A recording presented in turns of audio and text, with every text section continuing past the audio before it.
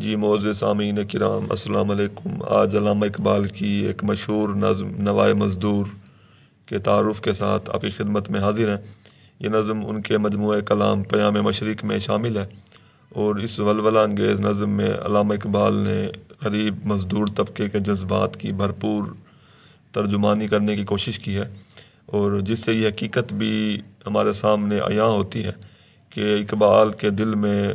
مزدور طبقے اور مظلوم طبقے کی جو حمایت کرنے کا جذبہ تھا، شوق تھا، وہ نہایت ہی شدت پہ تھا۔ ایک بڑے سے بڑا اشتراکی تحریک سے وابستہ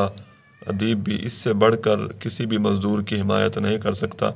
دین اسلام اور اشتراکیت میں ایک ہم آہنگی بھی ہے اور ایک یکسانیت بھی ہے کہ سرکار دو عالم صلی اللہ علیہ وسلم نے فرمایا تھا کہ الکاسب حبیب اللہ، کہ مزدور جو ہے وہ اللہ تعالیٰ کا دوست ہے۔ تو اس پوری نظم میں مزدور کی محنت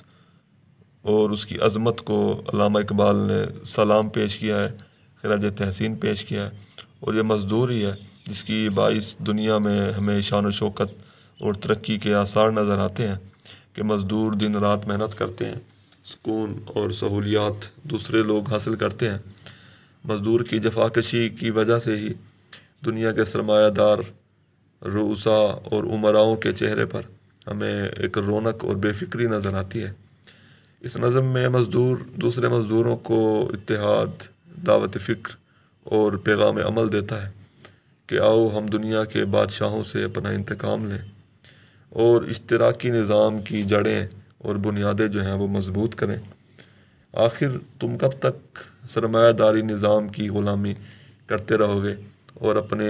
دن رات کی محنت کا پھل جو ہے وہ تم سرمایہ داروں کو دیتے رہو گے۔ تو اس نظم کے بارے میں خلیفہ عبدالحکیم نے کہا تھا کہ یہ نظم جو ہے یہ محنت کشوں کا پیغام انتقام ہے، یعنی اس نظم کے ذریعے دراصل علامہ جو ہے وہ مزدوروں کو ایک قسم کے بغاوت کی اور کچھ کرنے کی دعوت دے رہے ہیں تاکہ وہ ساری زندگی